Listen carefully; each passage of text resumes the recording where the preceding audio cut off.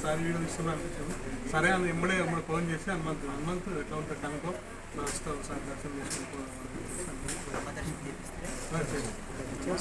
ఇక్కడికి వచ్చినప్పుడే నాకు అనుభూతి అనిపించింది. మీరు అందుకోసం మీకు డిస్టర్బ్ చేయాలంటే ప్రశాంత మౌనంగా ఉండాలి అంతే.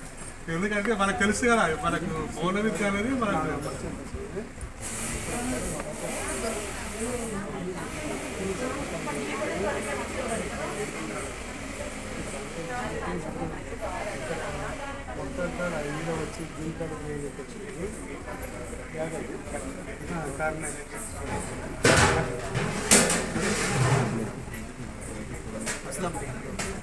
మీరు రావాలని నేను రావడం కూడా కారణం అంటే మీరు శ్రీరామనవమి రామాలయం టెంపుల్ నిర్మాణం చేశారు మండలం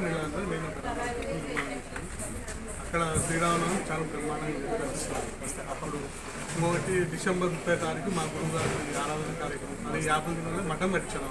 ఒక ఎకరా తీసుకుని ఎకరా మఠం ఉంది. అక్కడ గురువారి ఆరాధన నేను కలిసి ఒకసారి మళ్ళీ మాకు ఒకసారి వస్తే మా వాళ్ళని కూడా అందరూ ఆశీర్వదించినట్టు అవుతుంది. ఎందుకంటే మనకు తెలిసింది 10 మందికి తెలియజేయాలి.